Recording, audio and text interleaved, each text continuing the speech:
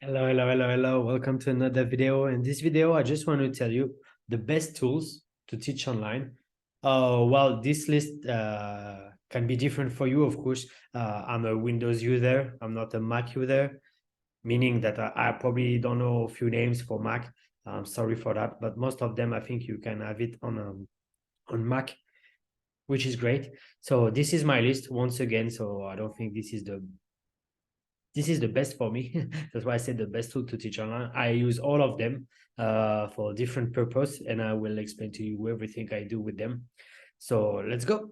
Best tools for sharing vocab, putting content for students. So I use both of them, Google Doc. So you may see a few of my courses, free courses that I put on my YouTube channel, and I explain what I do with Google Doc.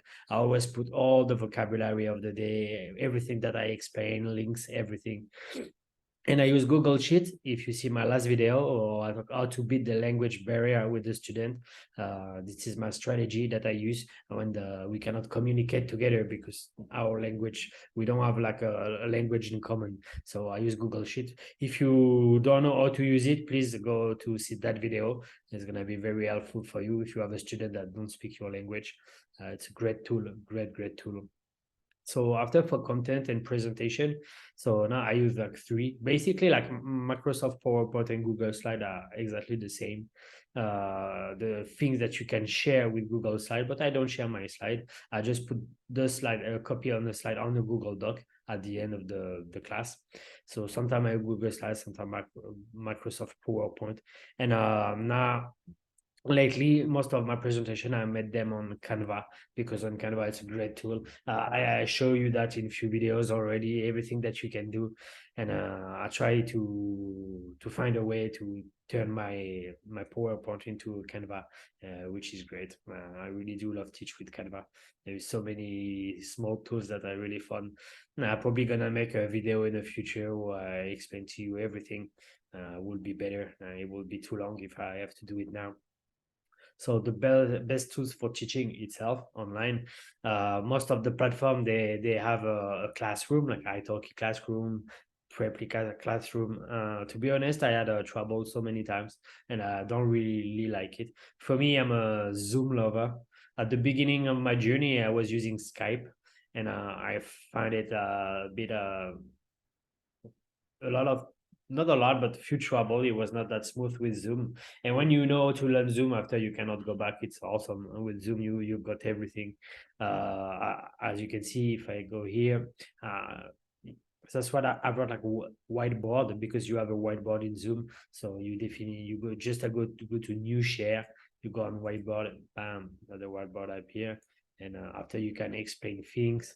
There is so many things that you can do, but I will make a video on Zoom. That's it. So now you get the idea. That's brilliant. Zoom is a brilliant. For me, I use the pay version, because if you don't use the pay version, every 40 minutes for one-on-one meeting, you have 40 minutes after you have to call again. For me, I don't think it's a expensive one. I mean, I'm using it every single day, so I'm very happy to pay. I've got no problem with that. It's a great tool. So I go for Zoom. Lately, I've been watching a few videos online, like a tutorial about Google Meet, and actually, it's like a pretty much like Zoom. It's really good. I can see so many good comments. So I may use Google Meet in the future. I may have to try with few students, especially with elderly, because when you use Zoom, it's a bit special. You have to go to the meeting room. You have to put a password. The system, it can be like a bit intimidating when you don't know. No, I mean, when you do it a few times after, it's easy, man, but at first can be a bit intimidating. So please, you can go check Google Meet, and it's free. So that's brilliant. Then why best tool for screenshot? I'm using screenshot every single day, which is very important. On Microsoft, I don't know if you know, but they call it like snipping tool. You just write in the search snipping tool, you will have it. You can take anything screenshot. I'm using it every day. When I create my content, I go get something, take screenshot, put on my PowerPoint presentation. So sorry, I don't know the name. You probably have one on Mac.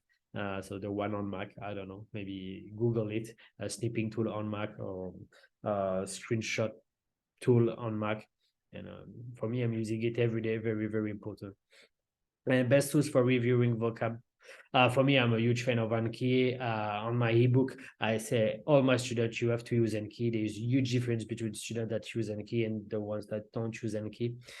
For beginners, if they want something fashion, but it's not a free version, they can use Mosalingua.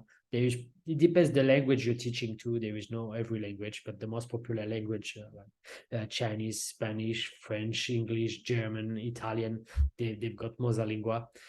It's a flashcard system, the vocabulary. You've got few deck of flashcard for free, and after you have to pay for the rest. So as a beginner, it's a great way. But when you get more advanced, you have to do your own flashcard.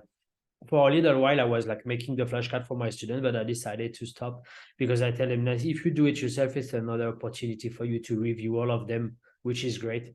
So I change a bit my method on that.